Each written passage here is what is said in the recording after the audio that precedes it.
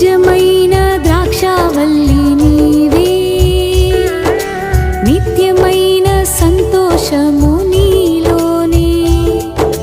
నిజమైన ద్రాక్షావల్లి నీవే, నిత్యమైన సంతోషము నీలోనే. శాశ్వతమైనది ఎంతో మధురమైనది నాపైన నీకున్న ప్రేమ, ఎనలేని నీ ప్రేమ, ఎనలేని నీ ప్రేమ.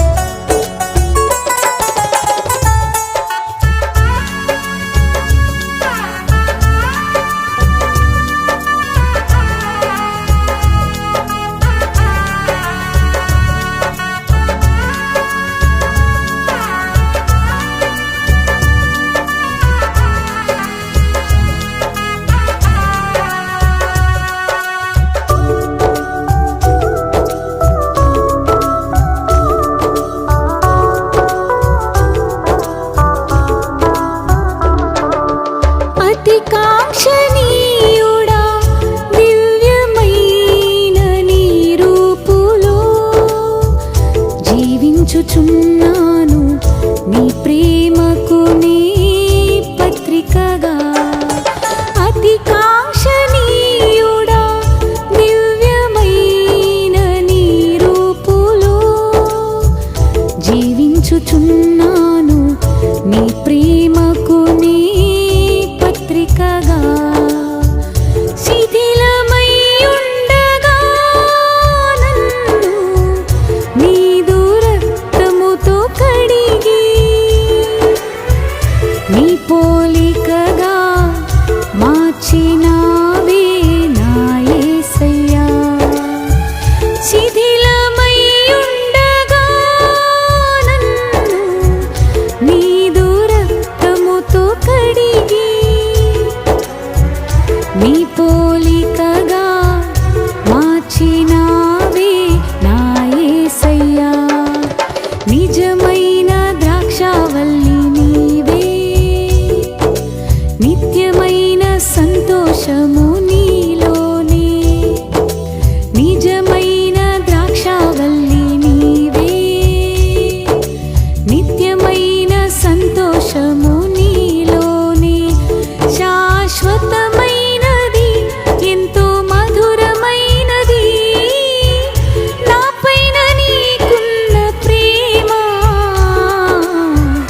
ఎనలేని నీ ప్రేమ, ఎనలేని నీ ప్రేమ.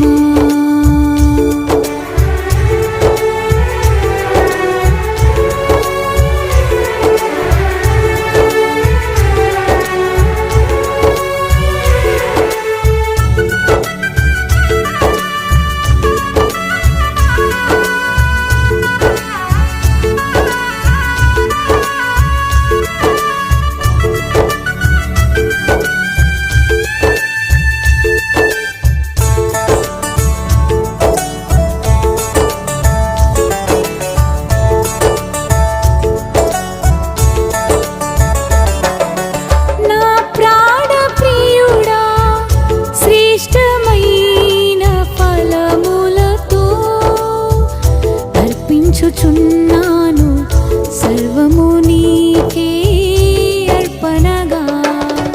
నా ప్రాణ ప్రియుడా శ్రేష్టమైన ఫలములతో అర్పించుచున్నాను సర్వము నీకే అర్పణగా.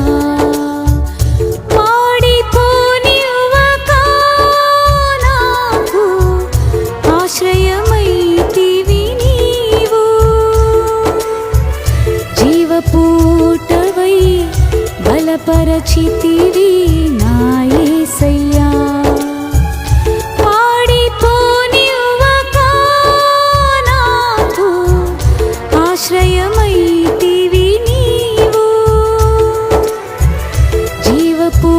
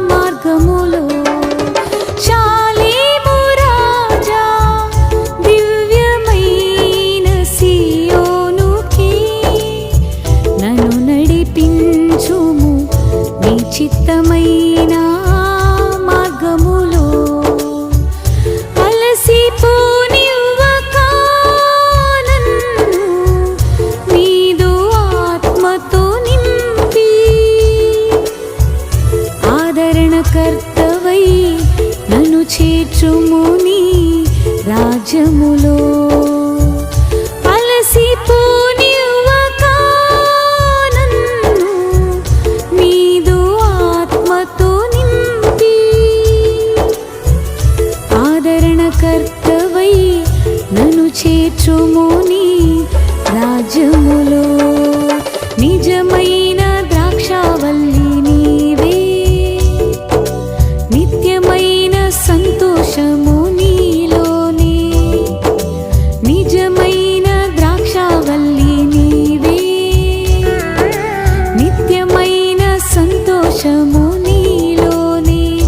శాశ్వతమైనది ఎంతో మధురమైనది నాపైన నీకున్న ప్రేమ, ఎనలేని నీ ప్రేమ, ఎనలేని నీ ప్రేమ, ఎనలేని నీ ప్రేమ, ఎనలేని నీ ప్రేమ.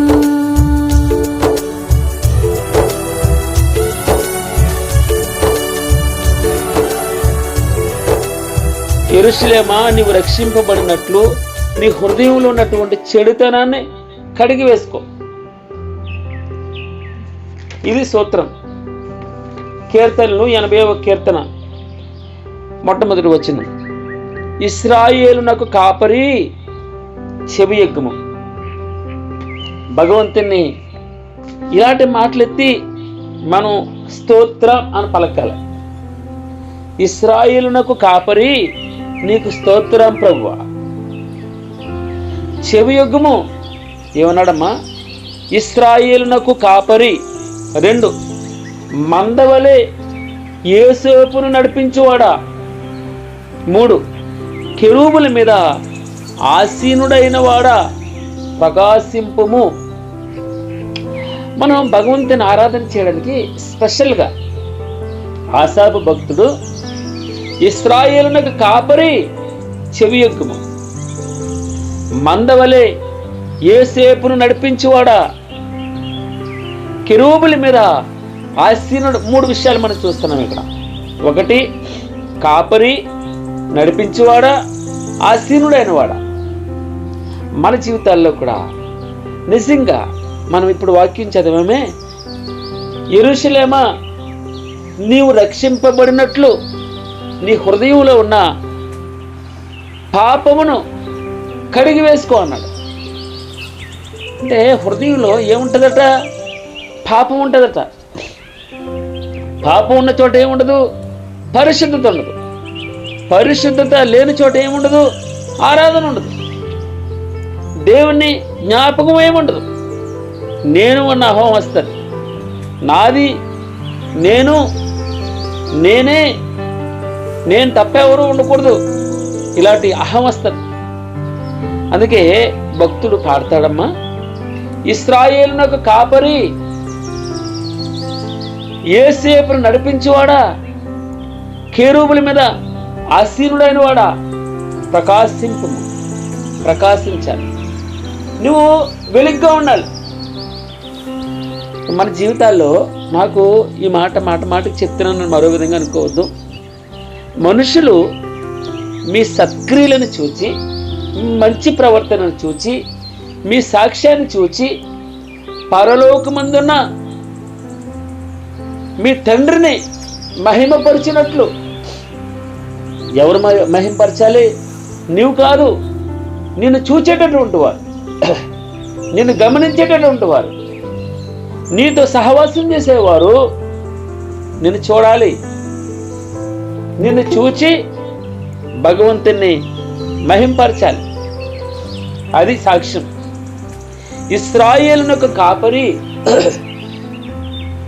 మందవలే యోసేపును నడిపించువాడా, కెరూబుల మీద ఆసీనుడైన వాడా. మనం ఒక వాక్యాన్ని 3 సార్లు చూస్తాం ఇక్కడ. 3వ వచనంలో, అంటే 2 చిన్న చదవట్లేదు అప్పుడే. 3వ వచనంలో, దేవా చెరలో నుండి మమ్మను రప్పించుము. ఏమని ప్రార్థన చేస్తున్నాడమ్మా? చెరలో నుండి మమ్మను రప్పించుము, మేము రక్షణ నందునట్లు నీ ముఖకాంతి ప్రకాశింపచేయము. ఇశ్రాయేలునకు కాపరి చెవియొక్కుమయ్యా, మందవలె యోసేపును నడిపించువాడా, కెరూబుల మీద ఆసీనులైన వాడా ప్రకాశింపు. 3వ వచనంలో, దేవా చెరలో నుండి మమ్మను రప్పింపుము, మేము రక్షణ నందునట్లు నీ ముఖకాంతి ప్రకాశింపచేయ. 7వ వచనంలో కూడా ఇదే మాట ఉంటుంది చూడండి, మీరు బైబిల్ తెలుసుంటే. 7వ వచనంలో, సైన్యములకు అధిపతియగు దేవా చెరలో నుండి మమ్మను రప్పించుము. ఏమన్నాడమ్మా? మేము రక్షణ నొందినట్లు నీ ముఖకాంతి ప్రకాశింపచేయము. 19వ వచనంలో, యెహోవా సైన్యములకు అధిపతియగు దేవా చెరలో నుండి మమ్ము రప్పించుము, మేము రక్షణ నొందినట్లు నీ ముఖకాంతి ప్రకాశింపచేయము. నీ ముఖకాంతి ప్రకాశింపచేయము. నేను వాక్య ధ్యానంలోకి వెళ్ళేక ముందు మనకు తెలుసు 2వ రాజుల గ్రంథం 5వ అధ్యాయం, అక్కడ ఒక చిన్నది ఉంటుంది, మీకు తెలియంది కాదు. ఈ ఉదయకాలన పరిశుద్ధాత్మ దేవుడు నాకు చిన్నదాన్ని జ్ఞాపకం చేస్తున్నాడు. ఆ చిన్నది ఎక్కడుంది? చెరలో ఉంది. భక్తుడు ప్రార్థన చేస్తూ ఉన్నాడు, చెరలో నుండి మమ్మును విడిపించయ్యా దేవా. మమ్మును, మీరు వినండి, ఇక్కడ ఏమనుందన్న మాట, దేవా చెరలో నుండి మమ్మును రప్పించుము. నన్ను కాదు, మమ్మును రప్పించుము. చెరలో ఉన్నాం, ఇక్కట్లో ఉన్నాం, ఇబ్బందుల్లో ఉన్నాం, ఆపదలో ఉన్నాం అంటే ఒకళ్ళు తప్పించుకోవడం అంటే అర్థమవుతుందమ్మా. మన పక్షాన ప్రభువారు ఆయనే కదండి, ఆయనే న్యాయవాదిగా, ఆయనే శిలువ మీద నీ కొరకు నా కొరకు భారం భరించాడు. చిన్నది బానిసగా పట్టబడింది. ఎక్కడుంది ఇప్పుడు? సిరియా దేశంలో ఉంది. ఇశ్రాయేలు దేశాన్ని నుంచి పట్టబడింది. సిరియా దేశంలో నయమాను ఇంట్లో ఉంది. నయమాను పరాక్రమవంతుడు, పరాక్రమశాలి అని వ్రాయబడింది నయమాను గురించి. అతడు రాజు దృష్టికి గనుడు, దయ పొందినవాడు, చాలా ఇష్టమైనవాడు. అందుకే కుష్టి వ్యాధి ఉన్నా కూడా సైన్యాధిపతిగా ఉంచాడు. బట్టలు కప్పుకుంటున్నాడు. రాజుకి తప్ప, ఆ సైన్యంలో కొంతమందికి తప్ప ఎవరికి తెలియదు నయమాను కుష్టి వ్యాధిని. ఎవరికి తెలుసు? బయటేమో చాలా ఘనత పొందుతూ ఉన్నాడు, సైన్యాధిపతి, సైన్యం మొత్తానికి అధిపతి అతను. అయితే ఇంట్లోకి వచ్చేటప్పటికి అన్ని బట్టలు తీసేస్తున్నాడు. బట్టలు తీసి తన భార్య దగ్గర కూర్చుని ఏడుస్తూ ఉన్నాడు. రోజు కష్టమే చాలామంది జీవితాల్లో. పైకి డాబుగా కనబడతారు, పైకి డమ్మంగా కనబడతారు. అంటే ఇంకో విధంగా చెప్పాలంటే చాలా చూడడానికి మంచిగా ఉంటారు, వీడికి ఏం బాధలు లేదురా అని అనుకుంటూ ఉంటారు. కానీ అంతరంగంలో ఎవరికి చెప్పుకోలేని బాధ ఉంటుంది. ఈ ఉదయకాలన నయమాను కుష్ఠవ్యాధి, పరాక్రమశాలి అయితే కానీ అతడు కుష్ఠవ్యాధి అని వ్రాయబడింది. కుష్ఠుంది. కుష్ఠ అంటే భయంకరమైన శాపరోగం. కుష్ఠవ్యాధి ఉన్నవాడు బయట ఉండాలి, వాడు ఊళ్ళో లోపలికి రాకూడదు, వెలివేయబడిన స్థితి కదా అండి. అయితే ఆ ఇంట్లో చిన్నది ఉంది. ఆ చిన్నది తాను బానిసగా ఉంది. తను బానిసగా ఉండి ఇతరులు బాగా కోరుకుంటుంది. అది తాను కష్టపడుతుందని ఈడికిలా జరగవలసిందే అనుకోవాలి. ఇంకొకరైతే భలే జరిగింది, ఈడిలాగా బాధపడాలి, నన్ను నా తల్లిదండ్రుల నుంచి దూరం చేస్తాడా, నా ఊరి నుంచి దూరం చేస్తాడా, మా అమ్మ నుంచి దూరం చేస్తాడా. చిన్నదాన్ని ఒక్కరినే తీసుకొచ్చారండి, తల్లిదండ్రులు లేరు. చిన్నది బాధపడాలి కదా, రోజు ఏడవాలి. కానీ నయమాను భార్యకి పరిచర్య చేస్తుంది. అంత మాత్రమే కాదు, భగవంతుని మర్చిపోలేదు. మీరు ఎప్పుడు కూడా ఈ సత్యాన్ని జ్ఞాపకం చేసుకోవాలి. మనం ఏ బండ నుంచి చెక్కబడ్డామో, ఎక్కడుంటుందమ్మా? యెషయా గ్రంథము 51వ అధ్యాయంలో కదండి. యెషయా గ్రంథము 51వ అధ్యాయంలో ఉంటుంది ఈ మాట, మొదటి వచనం అనుకుంటాను. ఏ బండ నుండి మనం చెక్కబడ్డామో దాన్ని ఆలోచిస్తూ ఉండాలి, మనం మర్చిపోకూడదు. ఏ గుంట నుండి త్రవబడ్డామో, మనం ఎక్కడ రక్షణ పొందామో, ఎక్కడ మనకు వాక్యం అందించబడిందో, ఎక్కడ మారు మనసు వచ్చిందో, ఏ దైవజనుడు నీ కొరకు ప్రార్థన చేస్తున్నాడో, ఏ సంఘమైతే ఏ సంఘంలో నువ్వు సహవాసం చేస్తున్నావో, ఏ రోజుని నువ్వు మర్చిపోవడానికి వీలేదు.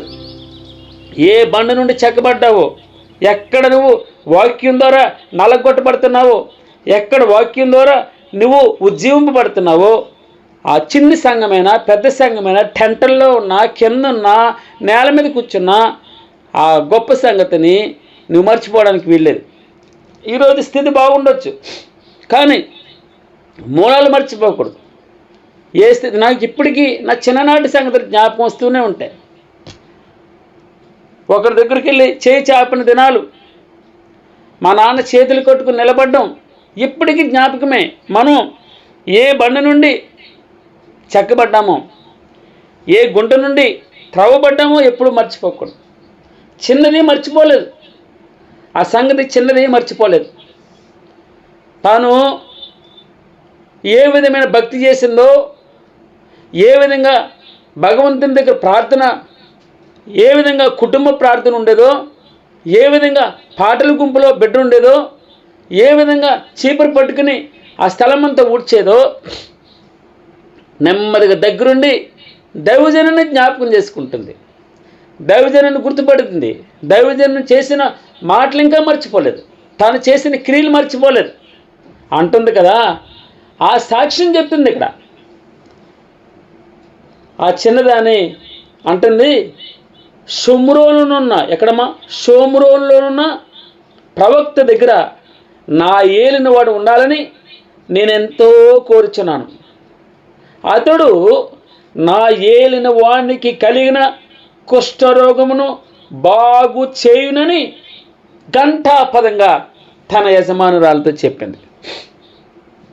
అర్థమవుతుందమ్మా? ఆశాపు ఇతరుల బాగు కొరకు ప్రార్థన చేస్తున్నాడు. ఏమని ప్రార్థన చేస్తున్నాడు? 3 సంగతులు చెప్పాడు. 3 సార్లు ఈ మాట పలుకుతాడు. దేవా, చెరలో నుండి మమ్మును రప్పించుము, మేము రక్షణ నొందినట్లు నీ ముఖకాంతి ప్రకాశింపచేయము. ముఖకాంతి ఎందుకు ప్రకాశింపచేయాలి? వాక్యం ఎందుకు ప్రకాశింపచేయాలి? మనం కొంచెం కూలంకషంగా ముందరకు ధ్యానం చేద్దాం. అది షోమ్రోనులోనున్న నా యజమానుడి దగ్గర ఉంటే ఎంత బాగుంటుంది. గైడ్ చేస్తుంది, మంచి వార్త. మేలు చేస్తుందా లేదమ్మా? మేలు చేసేదే కదా మంచి వార్త అంటే. కీడు చేసేదా? మంచి చేసేదే. దాన్నే సువార్త అంటాం. సువార్త అంటే మంచి వార్త.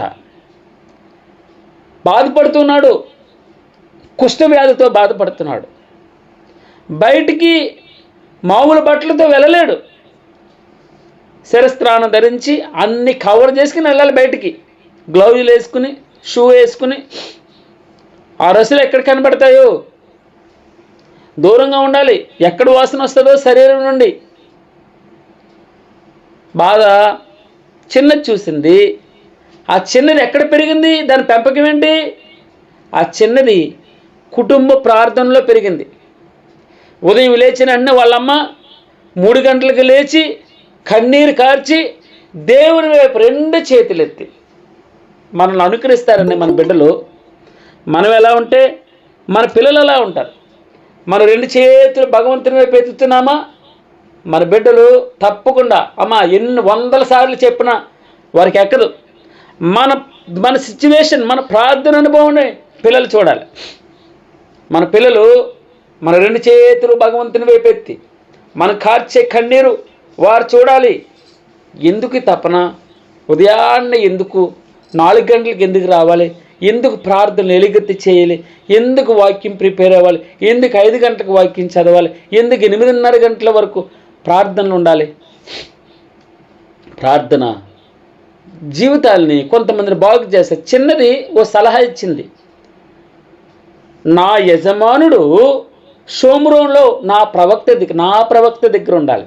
అబ్బా, ప్రవక్త దగ్గర ఉండాలి, నా ఏలినవాడు ఉండాలని నేను ఎంతో కోరుచున్నాను అంటది. అబ్బా, మంచి మాట అండి. అందుకే ఈ చిన్నది పరిశుద్ధ బైబిల్ గ్రంథంలో వ్రాయబడింది. అప్పుడు ఆ చిన్నది సాక్ష్యం చెప్తుంది కదా, ఇదిగో నా ఏలిన వానికి కలిగిన కుష్ఠరోగం బాగు చేస్తాడు, తప్పకుండా నా ఏలినవాడు బాధను తీసేస్తాడు, నా ఏలినవాడు బాధ తీరుతుంది, నా ఏలినవాడు కలిగిన కుష్ఠరోగం పోతుంది. ఆ చిన్న బిడ్డ ఎంత అద్భుతమైనటువంటి సాక్ష్యం ఇస్తుందో. మంచిది. అక్కడ ఎలీషా గారు ఎలీషా దగ్గరికి వెళ్తాడు. నయమాను వెళ్ళిన తర్వాత యోర్దాను నదిలో 7 మార్లు ములగమంటాడు. మా ఊర్లో నదులు లేవా? ఏమన్నాడో చూడండమ్మా. 10వ వచనంలో 2వ రాజుల గ్రంథం 5:10లో ఎలీషా, నువ్వు యోర్దాను నదికి పోయి 7 మార్లు స్నానం చేయి, నీ ఒళ్ళు మరలా బాగే, నీవు శుద్ధుడు వగదని అతనితో చెప్పుట ఓ దూతను పంపించాడు. అందుకు నయమాను కోపం తెచ్చుకుని తిరిగిపోయి ఇట్లా అన్నాడు. అతడు, నేనేమనుకుంటున్నాను, ఆ ఎలీషా ఆ ప్రవక్త నా దగ్గరకు వచ్చి అతడు నా యొద్ద నిలిచి తన దేవుడని యెహోవా నామమును బట్టి తన చెయ్యి రోగం ఉన్న స్థలం మీద ఉంచి కుష్ఠరోగం మానుపుతాడని నేను అనుకుంటున్నాను. నన్నేమో అక్కడికి వెళ్ళి మునుగురమ్మన్నాడు. ఇదేంటి? అయితే కోపంతో రౌద్రుడైపోతాడు. అప్పుడు అతని దాసుల్లో ఒక దాసుడు ఉంటాడు, చిన్నోడు. దాసుడు అంటే ఎవరండి? చిన్నవాడు. అతను అంటాడు కదా 13వ వచనంలో, అయితే అతని దాసుల్లో ఒకడు వచ్చి, నాయన, ఆ ప్రవక్త ఏదైనా ఒక గొప్ప కార్యం చేయమని నియమించిన ఎడల నీవు చేయకుందువా?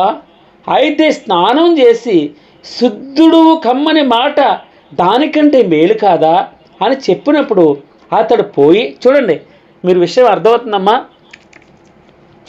ఒక గొప్ప సైన్యాధిపతి చిన్నదాని మాట విన్నాడు. ఒక గొప్ప సైన్యాధిపతి ఒక దాసుడు మాట విన్నాడు. దీని అర్థం ఏంటి తెలుసా? మనం నిన్ను ఈ స్థితిలో ఉంచడానికి కారణం ఏంటి తెలుసా? నువ్వు మాట్లాడకుండా మౌనంగా ఉండడానికి వీల్లేదు. నువ్వు మాట్లాడవలసిన సందర్భంలో మాట్లాడాలి. మనం తగ్గించుకుని నాకెందుకులే అంటే ఎక్కడ మాట్లాడాలో అక్కడ మాట్లాడకపోవడం చేతకంతనం అవుతుంది. తగ్గించడం కాదు. అర్థమవుతుందమ్మా? ఎక్కడ మాట్లాడాలో అక్కడ మాట్లాడకపోవడం చేతకాని తనం దేవుణ్ణి అవమానపరచడం. ఎక్కడ మాట్లాడకూడదో అక్కడ మాట్లాడడం దేవుణ్ణి అవమానించడం. అందుకే సమయానుకూలంగా మనం పలికేటట్టు పరిశుద్ధాత్మ దేవుని దగ్గర ప్రార్థన చేయాలి. నువ్వు మౌనంగా ఉంటే యూదులకు సహాయం వేరే చోట నుంచి వస్తుంది అంటాడు. ఆ దాసుడు నయమాన్ని కరెక్ట్ చేస్తున్నాడు. అయ్యా, ఎందుకు అంత కోపపడతావు? నాయన ఏమని పిలుస్తున్నాడమ్మా? నాయన, తండ్రి, నాయన ఎందుకు కోపపడతావు? ఓ గొప్ప విషయం చేయమంటే నువ్వు చేయవా? ఎందుకు స్నానం చేయమంటే దాంట్లో పెద్ద చిన్నతనం ఎందుకు? చిన్నతనం వద్దు మనకి. నువ్వెందుకు వచ్చావు ఇక్కడికి? కుష్ఠరోగం బాగు చేసుకోవడానికి. ఏమో ఒకసారి మునుగు చూడొద్దు అంటే కరిగిపోయాడండి. ఆ కోపం అంతా తగ్గిపోయింది నయమానికి. చిన్నది వెళ్తే చిన్నది చెప్పింది. అబ్బా, అందుకే మన జీవితాల్లో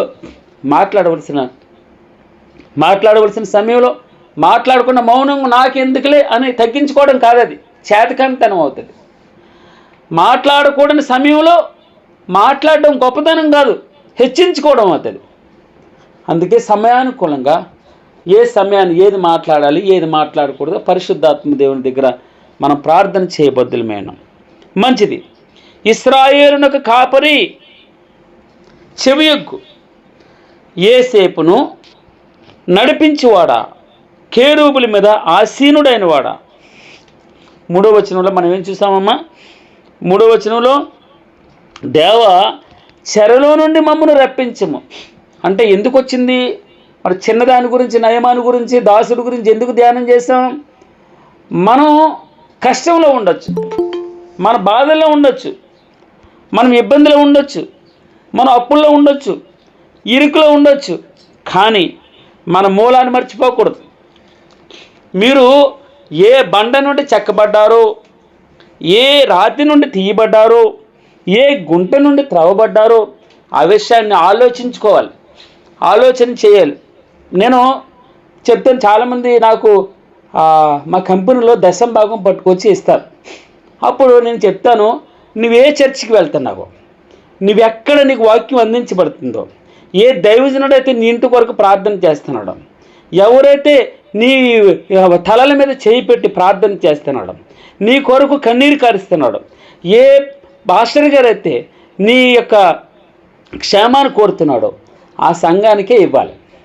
ఏదో కొంచెం ఇన్స్పైర్ చేసేటట్టు 2 మాటలు చెప్తే ఆ దైవజనం దగ్గరికి వెళ్ళిపోయి చాలా చక్కగా పాటలు ఉన్నాయి అని చెప్పి అక్కడ 10వ భాగం వేసాను గొప్పతనం చేసి రాకూడదు. అది పాపం అవుతుంది. ఎక్కడ నీ కొరకు, నీ క్షేమం కొరకు ప్రార్థన చేయబడుతుందో, ఏ బండ నుంచి చెక్కబడ్డావో, ఏ గుంట నుండి తీయబడ్డావో ఆ విషయాన్ని జ్ఞాపకం చేసుకోవాలి, ఎప్పుడు మర్చిపోకూడదు. ఏ గుంట నుండి తీయబడ్డామో, ఏ బండ నుంచి, ఏ రాయి నుంచి చెక్కబడ్డామో విషయాల్ని మర్చిపోకూడదు. మర్చిపోకుండా మనం పాపం చేయకూడదని పరిశుద్ధాత్మ దేవుడి ఉదయకాలన హెచ్చరిస్తున్నాడు. దేవా ఇతరుల కొరకు మనం ఆరిపోతూ కొవ్వొత్తి ఏం చేస్తూ ఉంటుంది? అందుకే కింగ్ జీసస్ గాస్పెల్ మినిస్ట్రీస్ ఎంబ్లంలో కొవ్వొత్తి ఒకటి ఉంటుంది. ఆ కొవ్వొత్తి ఏంటంటే మనం వెలిగించేవారుగా ఉండాలి. ఇతరుల్ని, ఆ చిన్నది కష్టంలో ఉంది, బానిసగా ఉంది, తల్లిదండ్రుల నుంచి వేరు చేశాడు, ఆ నయమాన్ కుటుంబం నుంచి వేరు చేశాడు, అన్నదమ్ముల నుంచి వేరు చేశాడు, తన స్వస్థలం నుంచి వేరు చేశాడు, తన ఊరు నుంచి వేరు చేశాడు. బాధపడలేదు, కోపం లేదు ఆమెకి. నా ఏలినవాడు నా దైవజనుడి దగ్గర ఉంటే ఎంత బాగుంటుంది, నా దైవజనుడు తప్పకుండా ఈ కుష్ఠరోగాన్ని బాగు చేస్తాడు. మనం చచ్చిపోయినా పర్లేదండి, ఇతరులను బ్రతికించాలి.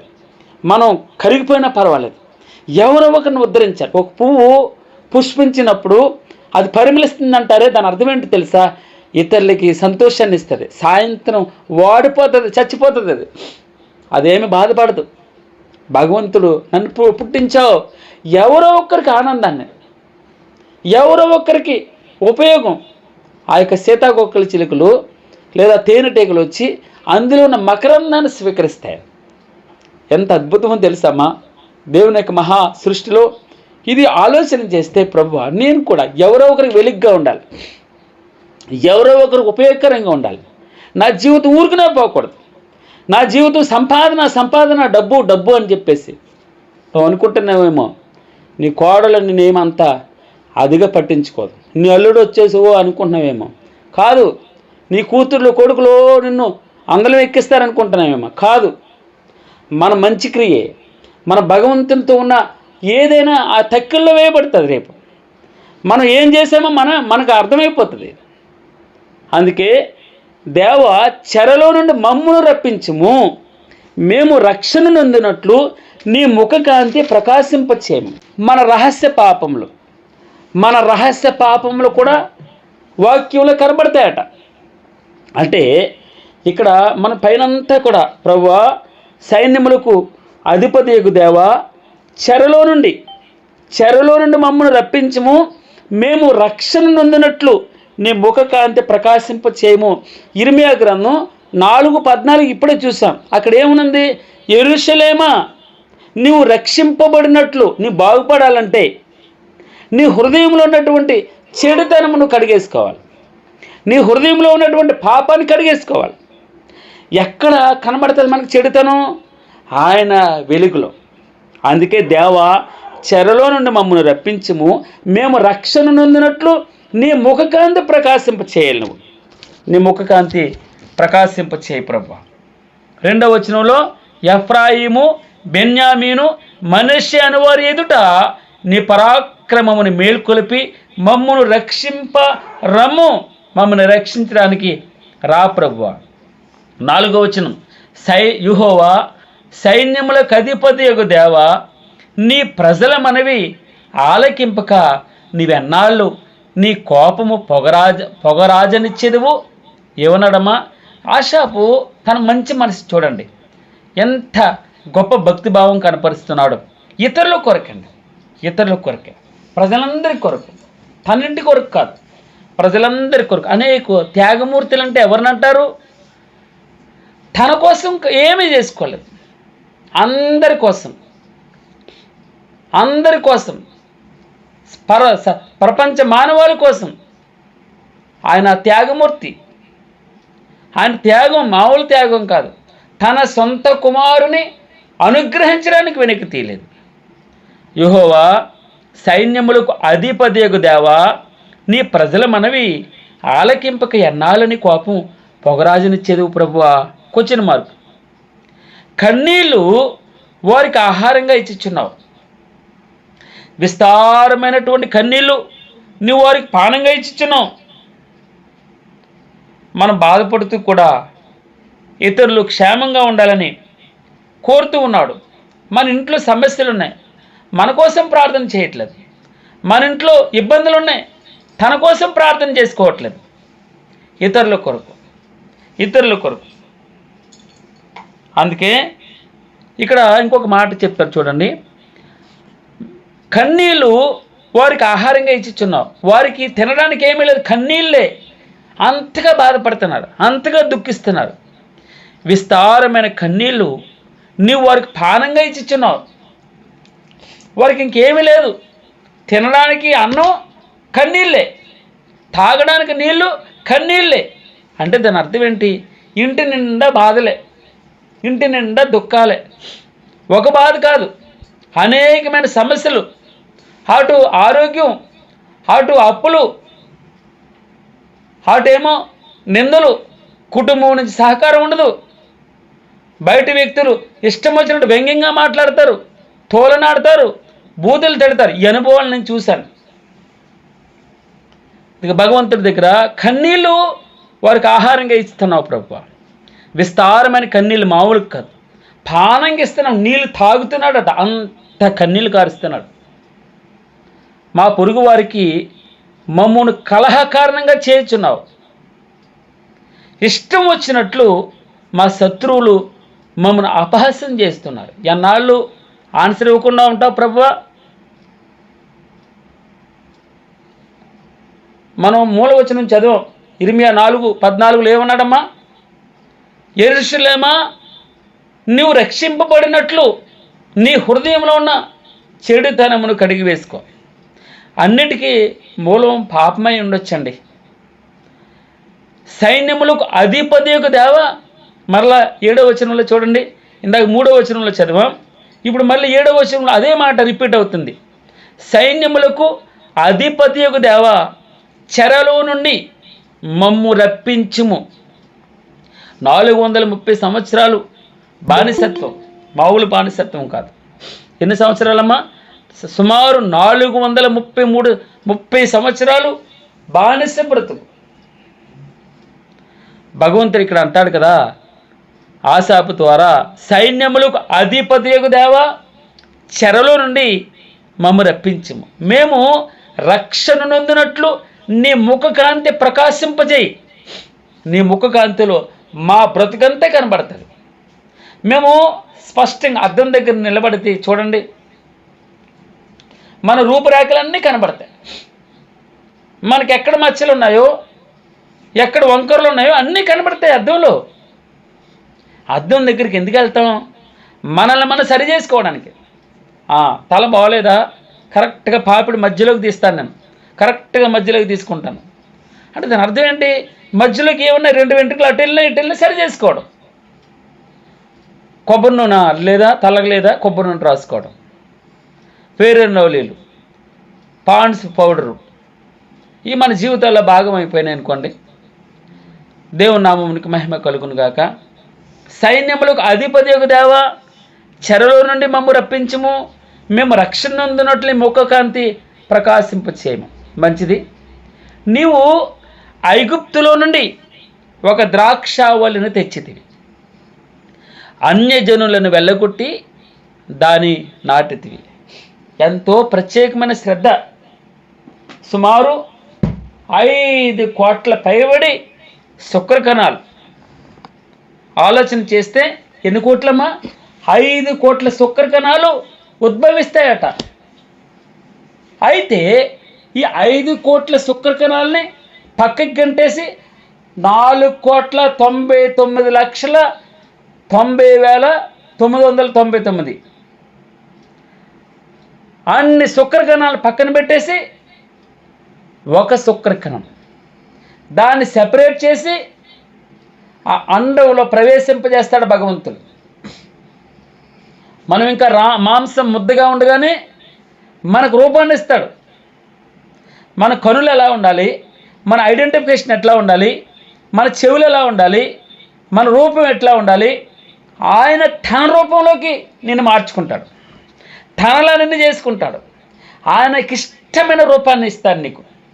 మనం నల్లగా ఉంటే ఏంటి, తెల్లగా ఉంటే ఏంటి, పొడుగుగా ఉంటే ఏంటి, పొట్టుకుంటే ఏంటి, ఎవడికి నచ్చిదేంటి, నచ్చకపోతే ఏంటి, ఆయన చేతుల్లో సృజింపబడినవాడు.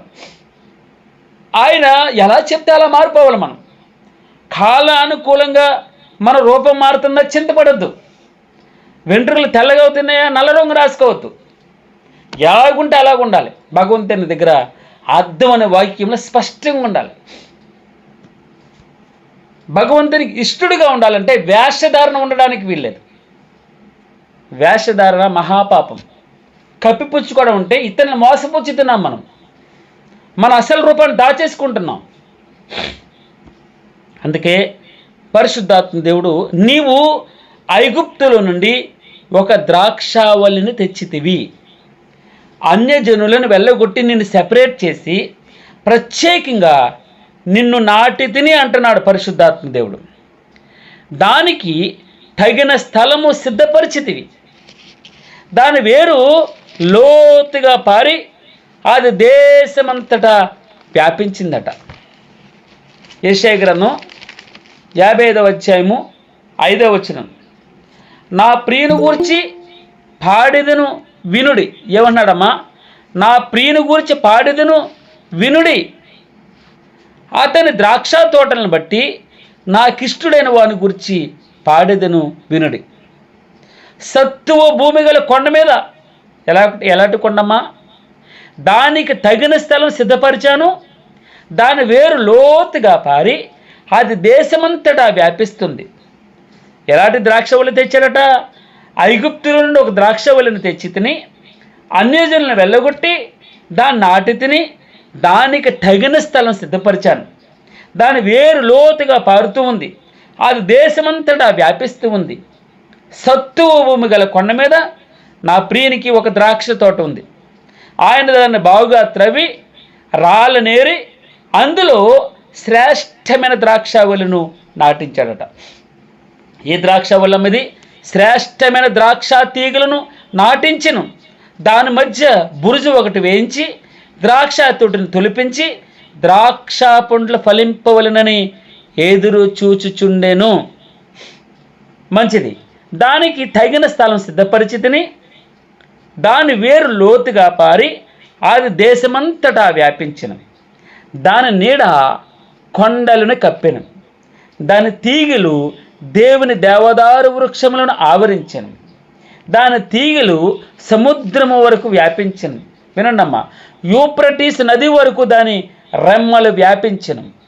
త్రోవను నడిచేవారందరూ దాన్ని తెంచివేయినట్లు దాని చుట్టూనున్న, ఏమన్నాడమ్మా? త్రోవను నడిచేవారందరూ దాన్ని తెంచివేయినట్లు దాని చుట్టూనున్న కంచెలను నీ వేలపాడు చేసేదివి. అడవు పంది వచ్చి దాన్ని పెగిలిస్తుంది, కింద పొలంలోని పశువులు వచ్చి పైన ఆకులను తినేస్తున్నాయట. 13వ వచనంలో చెప్తాడు. 80వ కీర్తన 13వ వచనంలో ద్రాక్ష పండ్లు ఫలింపవలెనని ఎదురు చూచుచున్నాడు, కానీ అది కారు ద్రాక్షలు కాచెను అని వ్రాయబడింది. నేను నా ద్రాక్ష తోటకు చేసిన దానికంటే మరేమి దానికి చేయగలను అన్నాడు. యెషయా గ్రంథం 5:4 నేను నా ద్రాక్ష తోటకు చేసిన దానికంటే మరేమి దానికి చేయగలను, ఇంకేం చేయను. అది ద్రాక్ష పండ్లు కాయనని నేను కనిపెట్టినప్పుడు అది కారు ద్రాక్షలు కాయుటకు కారణమేమిటి? ఇక్కడ భగవంతుడు అంటాడు కదా, నీవు ఐగుప్తులో నుండి ఒక ద్రాక్షావళిని తెచ్చావు, అన్యజనులను వెళ్ళగొట్టి అందులో రాళ్ళు తీసేసి బాగుగా త్రవ్వి దాన్ని బాగా చదును చేసి సత్తువ భూమి అంటమ్మా, మామూలు కాదు, తగిన స్థలం, సత్తువ భూమి గల కొండ మీద. ఎలాంటి స్థలం అమ్మా? నిన్ను సెపరేట్గా ఉంచాడు, స్పెషల్గా ఉంచాడు. వాక్యమనే బలాన్ని ఇస్తూ ఉన్నాడు, ప్రార్థననే చక్కని సహవాసాన్ని ఇస్తూ ఉన్నాడు, ఆరాధననే అద్భుతమైన అవకాశాన్ని ఇస్తున్నాడు. ప్రతి వారం ప్రభు సన్నిధిలో బల్ల అనగా ఆయన శరీరాన్ని, ఆయన రక్తాన్ని ముట్టుకోవడానికి అర్హత అనుగ్రహిస్తున్నాడు. ఎప్పుడు పాట కావాలంటే, ఎప్పుడు ప్రార్థన కావాలంటే, ఎప్పుడు ఆరాధన కావాలంటే, ఎప్పుడు ఏ సమయంలో ఏది కావాలో అన్నీ భగవంతుడు అమర్చి పెడుతూ ఉన్నాడు. దానికి తగిన స్థలం సిద్ధపరిచాను, దాని వేరు లోతుగా పారి దేశమంతటా వ్యాపించాను. ఒక ఆనక ఎక్కడి నుంచి అండి? పెంట కుప్పల మీద నుంచి పైకెత్తాను. అసలు ఎన్నికే లేవు నువ్వు. ఈ రోజున క్షేమాన్ని ఇచ్చాను, ఎంతో సంతోషాన్ని ఇచ్చాను. అయితే భగవంతుడు ఈ రోజున ఏమంటున్నాడంటే, ఇదిగో దాని తీగలు సముద్రం వరకు వ్యాపించాయట, యూఫ్రటీస్ నది వరకు దాని రెమ్మలు వ్యాపించాయట. దానికట 27వ అధ్యాయంలో ఉంటుంది చూడండమ్మా. యెషయా గ్రంథం 27వ అధ్యాయంలో ఒక మాట ఉంటుంది, యెహోవా అను నేను దానిని కాపు చేయుచున్నాను, ప్రతి నిమిషమున నేను దానికి నీరు పెడుతూ ఉన్నాను. ప్రతి నిమిషం ప్రతి సెకండ్ జ్ఞాపకం చేసుకుంటున్నాడు. మనం ఊపిరి పీల్చేటప్పుడు, బయటకు వదిలేటప్పుడు, లోపలికి వచ్చేటప్పుడు గుండె లబ్ డబ్ అని కొట్టుకునే ప్రతి సెకను యెహోవా అను నేను దానిని కాపు చేయుచున్నాను. పడుకున్నప్పుడు మనం ఏమవుతామో మనకేం తెలుసండి?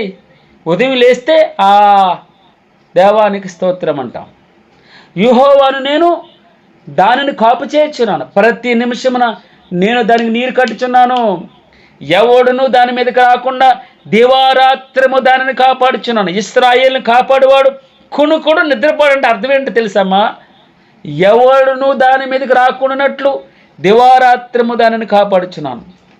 ఇంత చేసి నేను నా ద్రాక్ష తోటకు చేసిన దానికంటే మరేమి దానికి చేయగలను. అది ద్రాక్ష పండ్లు కాయనని నేను కనిపెట్టినప్పుడు అది కారు ద్రాక్షలు కాయడానికి కారణం ఏమిటి? నాకు న్యాయం తీర్చండి ఓ యెరూషలేము నివాసులారా, యూదావారులారా. నా ద్రాక్ష తోట విషయము నాకు న్యాయం తీర్చాలి. ఏం తక్కువ చేశాను? అది రాళ్ళను ఆ యొక్క సత్తువ భూమి గల కొండ మీద, చక్కని తగిన స్థలం మీద కదండి. అడవి పంది వచ్చి ఎందుకు పెకిలిస్తుంది? ఎందుకు కంచిలో పాడు చేసుకుంటుంది? ఎందుకు కంచిలో నుంచి బయటకు వచ్చేస్తుంది? అర్థమవుతుందమ్మా? మందలో ఉండాలన్నాడు భగవంతుడు. ఎందుకు బయటకు వచ్చావు? ఎందుకు సహవాసాన్ని దూరం చేసుకున్నావు? అర్థం కావట్లేదా? ఏ బండ నుండి చెక్కబడ్డావో, ఏ గుంట నుండి త్రవ్వబడ్డావో అర్థం కావట్లేదా? కంచిలో నుంచి బయటకు ఎందుకు వచ్చావు? ఎందుకు ఏడుస్తున్నావు ఇప్పుడు? అది మంచి ద్రాక్ష పండ్లు కాయునని నేను కనిపెట్టినప్పుడు అది కారు ద్రాక్షలు కాయటానికి. 80వ కీర్తన 13వ వచనంలో అడవు పంది దాని పేకులించి చుంది, పొలంలోని పశువులను వచ్చి పైనేమో పశువులు తినేస్తున్నాయి, కిందేమో పంది తోవేస్తుంది. ఎందుకు జరుగుతుంది ఇట్లా? యెరూషలేమా, నీవు రక్షింపబడినట్లు నీ హృదయంలో ఉన్న చెడుతనమును కడిగి వేసుకో ఈ రోజుని అన్నాడు భగవంతుడు. ఏమన్నాడమ్మా? నా మట్టుకు నాకు, యెరూషలేమా నీవు రక్షింపబడినట్లు నీ హృదయంలో ఉన్న చెడుతనాన్ని కడిగి వేసుకో. ఆయన రక్తంలో శుద్ధి కావాలి, హిమము కంటే తెల్ల కావాలి, ప్రతి పాపమును ఆయన సన్నిధిలో ఒప్పుకోవాలి. నీ ముఖ కాంతిలో 7వ వచనం కదమ్మా, 7వ వచనం మనం చూసాం. 3వ వచనం, 7వ వచనం, 19వ వచనంలో కూడా ఇదే మాట ఉంటుంది. యెహోవా సైన్యములకు అధిపతియగు దేవా, చెరలో నుండి, ఇబ్బందిలో నుండి, కష్టంలో నుండి, పాపంలో నుండి మమ్మల్ని రప్పించి బయటికి తీసుకొచ్చే దులిపేసుకోవాలి. మేము రక్షణ నొందినట్లు నీ ముఖక్రాంతి వాక్యమనే అర్థంలో నా ప్రభువా నువ్వు మమ్మల్ని ప్రకాశింపచే, నీ ముఖకాంతి ప్రకాశింపచే, నీ వాక్యమును మా మీద కుమ్మరించి తండ్రి, నీ వాక్యముతో అభిషేకించు, నీ వాక్యం మా హృదయంలోకి చొచ్చుకుపోవాలి. అది చొచ్చుకుపోయినప్పుడు లోపల ఉన్న పాపం బయటికి గెంటి వేయబడాలి. వాక్యాన్ని ఆక్యుపై చేసుకోవాలి. మన ఇంట్లో వాక్యం ఉండాలి, అప్పుడు సాతాను బయటికి వెళ్ళిపోద్ది. మన ఇంట్లో వాక్యం ఉండాలి, అప్పుడు అనారోగ్యం బయటికి వెళ్ళిపోతుంది. మన ఇంట్లో వాక్యం ఉండాలి, అప్పుడు అప్పులు బయటికి వెళ్ళిపోతాయి. ప్రతి బాధ, ప్రతి ఇబ్బంది, దేవుడిచ్చేటటువంటి శిక్ష క్రమశిక్షణ అంటారు. ఆయన ఇచ్చేది శిక్ష కాదు, క్రమశిక్షణ. పిల్లలు సరిగా లేకపోతే ఏం చేస్తారండి? తండ్రి దెబ్బేయడు, తల్లికి దెబ్బేయదు, కొట్టదు, తిట్టదు, ఇంకా అస్తమానం తిడుతుందంటే కాదు, క్రమశిక్షణలో పెడుతుంది. ఈ రోజున సైన్యములకు అడవి పంది దాన్ని పెకిలిస్తుంది, పొలంలోని పశువులు దాన్ని తినివేచున్నాయి. అప్పుడు మరలా ఆశా ప్రార్థన చేస్తారు. చూడనమ్మా 14వ వచనంలో ఎంత మంచి మాట. సైన్యములకు అధిపతియగు దేవా, ఆకాశముల నుండి మరలా చూడు, ఈ ద్రాక్షావళిని చూడము. ఇర్మియా గ్రంథం 2:21లో ఒక మాట ఉంటుంది.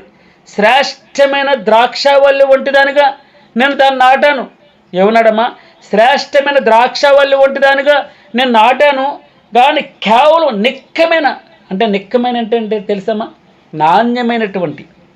నాణ్యమైన విత్తనం వంటి చెట్టు వంటిదానిగా నేను నాటాను. నాకు జాతిహీనపు ద్రాక్షావల్లి వల్లే నీవెట్లా భ్రష్టమైపోయావు. నేను నాటినప్పుడు బాగానే ఉన్నావు, నిన్ను నీళ్ళు పోసినప్పుడు మంచిగానే ఉన్నావు, ఎంతో శ్రమపడ్డాను, అంత ఈజీగా వచ్చింది కాదు రక్షణ. ఇంత గొప్ప రక్షణను నువ్వు నిర్లక్ష్యం చేస్తే మొదలేమో అడవి పందులు తవ్వేస్తాయి, చిగురులేమో పశువులు మేసేస్తాయి, కారు ద్రాక్షలు కాస్తావు. అందుకే ఈ రోజున నాకు వేరుగా ఉండి మీరేం చేయలేరు. ఏమన్నాడమ్మా? నా యందు నిలిచి ఉండుడి, మీ యందు నేనును నిలిచి ఉంటాను.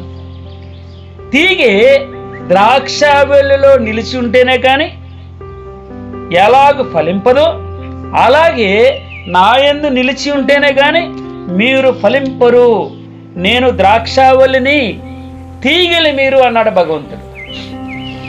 మీరు ఫలించాలంటే ఆయనతో అంటికట్టబడి ఉండాలి, కంచెలో ఉండాలి, సహవాసంలో ఉండాలి, మందలో ఉండాలి. నేనంతా మనం చూసాను, మందలో ఉండాలి, ఆయనతో ఉండాలి, ఆయనతో అంటుకట్టబడి ఉండాలి, వాక్యంతో ఉండాలి, ప్రార్థనలో ఉండాలి, సహవాసంలో, చిన్న గుంపైన సహవాసంలో ఉండాలి. మూడు పేటల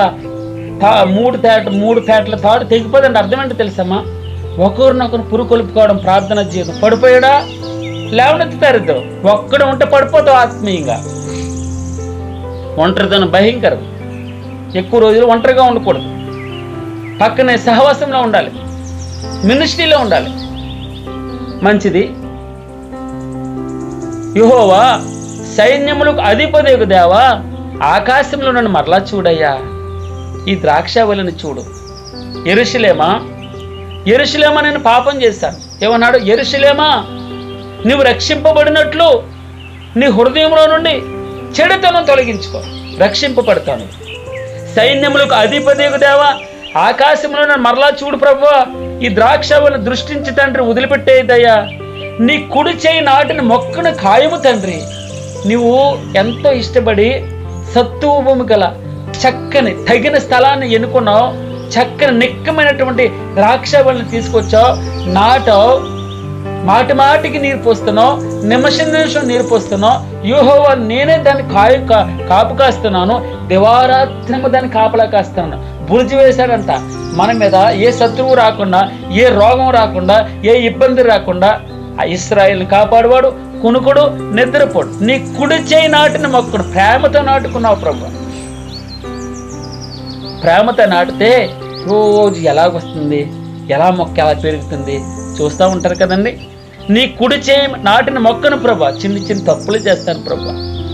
తండ్రి నేను మనిషిని తండ్రి, నా ప్రభా నాకు కొన్నిసార్లు ఉండాలనుకుంటాను ప్రభా, కొన్నిసార్లు నా ప్రభా పడిపోతూ ఉంటాను. దయతో క్షమించి ప్రభా. నీ కుడి చేయి నాటిన మొక్కను ఖాయము తండ్రి, నీ కొరకు నీవు ఏర్పరచుకున్న కొమ్మను ఖాయము ప్రభు. ఎంత మంచి మాట అండి నాయనా. నేను నీ కోసం పుట్టాను ప్రభా, నీవే నన్ను సృష్టించినావు కదా, నీవే నీ చేతులే కదా నన్ను సృజించినాయి, నీవే కదా నన్ను చూసావు. భిన్నంగా ఉండగానే నీ కనులు నన్ను చూసే నీ రూపంలోకి మార్చుకున్నావు.